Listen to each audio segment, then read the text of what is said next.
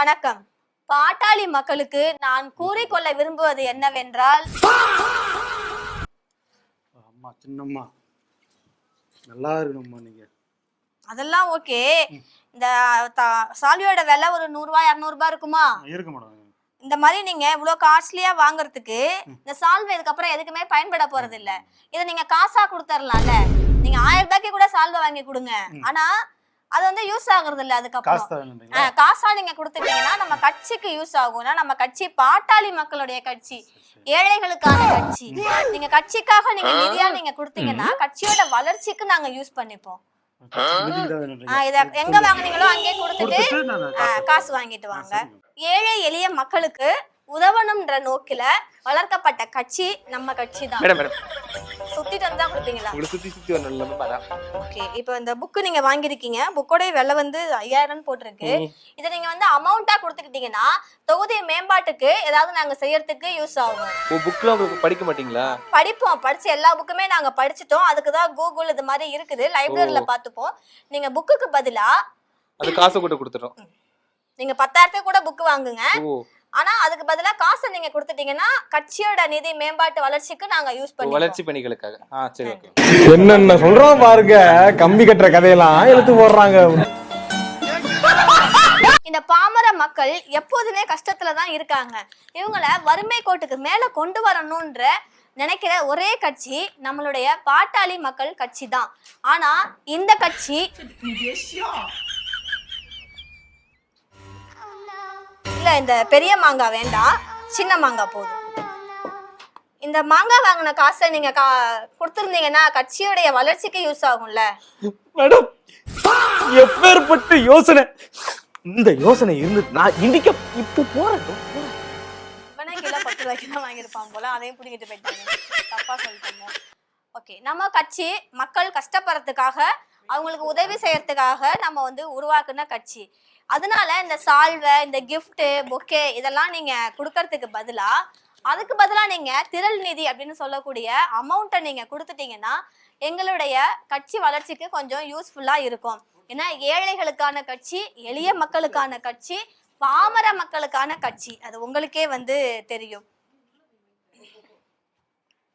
கடிகாரம் ஆனா ஓடலையே கடிகாரம். அது ஓடும், செல்லு போட்டு ஓடும். செல்லு போடணும். ஓகே, இது எவ்வளோ இருக்கும்? ஒரு 6000 இருக்கும். 6000. நீங்க இந்த 6000த்தை இந்த கடையில கொடுத்துட்டு அதுக்கு பதிலா 7000 வாங்கிட்டு வந்து கட்சிக்கு கொடுத்துருங்க. கட்சி நிதி வந்து ரொம்பவே கீழே இருக்குது, வறுமை கோட்டுக்கு கீழே போயிட்டு இருக்கோம்.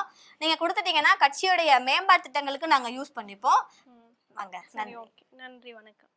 நம்ம தமிழக வெற்றி கழகம் இன்னைக்கு ஆட்சி அமைச்சிருச்சு. எல்லாருமே வந்து இல்ல முடியாது இவங்களாலலாம், இவங்கெல்லாம் வந்து தத்து குட்டிங்க, இன்னும் கத்துக்கிறது நிறைய இருக்கு, இது மாதிரிலாம் வந்து சொன்னாங்க. ஆனா நம்ம வந்து நம்மளுடைய வெற்றியை நிரூபிச்சிட்டோம். இமயமலையில போய் நம்ம கொடி நட்ட மாதிரி நம்ம வெற்றி வந்துடுச்சு. இமயமலைக்கு போகல, இமயமலையில கொடி நடுவாங்கல்ல, அந்த மாதிரி ஒரு சாதனை. எல்கேஜி ஸ்டூடெண்ட் எல்லாம் கிண்டல் பண்ணாங்க. நம்ம தலைவரை உச்சத்துல இருந்து வந்தாரு, சொகுசு வாழ்க்கையை விட்டுட்டு வந்தாரு. ஆனா அவரை அதெல்லாம் ஜெயிக்க மாட்டாரு, மண்ணை கவ்வாறுலாம் சொன்னாங்க. இன்னைக்கு நம்ம ஜெயிச்சோம்.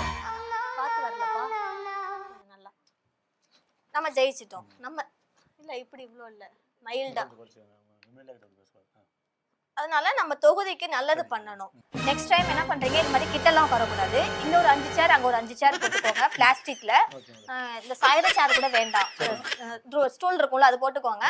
தள்ளி தான் இருக்கணும், 10 ஸ்டெப் பேக் தள்ளி தான் இருக்கணும். நெக்ஸ்ட் டைம் வரும்போது அந்த மண் ரோடு இருக்குல்ல, அங்கவே செப்பல் போட்டு வந்துடணும். தார் ரோடு தாண்டி எங்க வீட்டுக்குள்ள.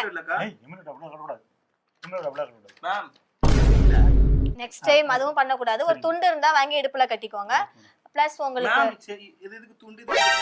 எனக்கு தேவைப்படுது, அதனால என் பக்கத்துல இந்த மாதிரிலாம் உட்காரக்கூடாது, உட்காந்து பேசக்கூடாது.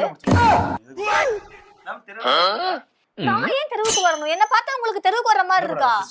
ஐ அம் குயின். தம்பி, விசிற வேலையை மட்டும் பார்த்தா நல்லா இருக்கும். சரி, நீங்க சொன்ன மாதிரி பண்ணிடலாமா? காஃபி தருவாங்க பிளாஸ்டிக் கப்ல, வாங்கி. இல்ல தண்ணி விலையை விட காஃபி விலை கம்மியா இருக்கு. பாட்டில் வாங்க முடியாது, தண்ணி கேன் பாட்டில். பாட்டிலுக்கு 10 ரூபாய். மேம் வாங்குறீங்களா? 10 ரூபாய் இது கேக்குறீங்களா? இல்ல, எனக்கு இந்த காது கொஞ்சம் கேட்காது.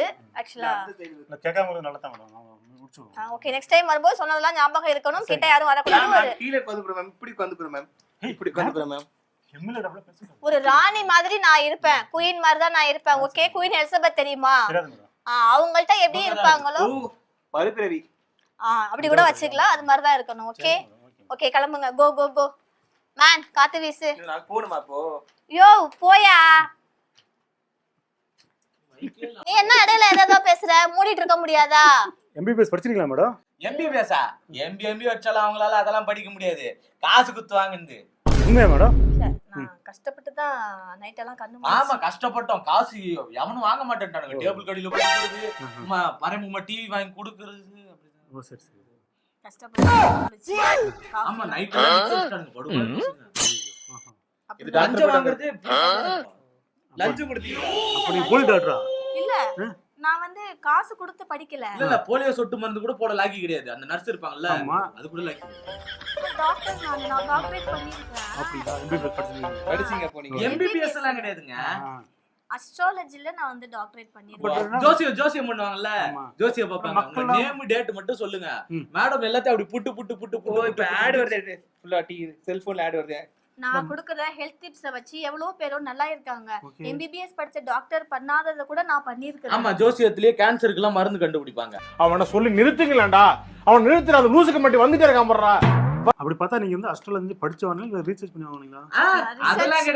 அதெல்லாம் கிடையாதுங்க. ஆ, ஆ. இவங்க அந்த டாக்டர் பட்டம் கொடுப்பாங்கல்ல, அவங்களுக்கு போய் ஆண் குழந்தை பொழக்குன்னு ஏதோ சும்மா சொன்னாங்க. ஓகே. உண்மையில வந்துருச்சு, எடுத்து போட்டு இல்ல வந்துட்டாங்க. நான் ஜோசியம் படிச்சிருக்கேன். அத வச்சு நான் சொல்றது எல்லாமே நடந்திருக்கு. எத்தனை கட்டங்குதுன்னு கேளுங்க.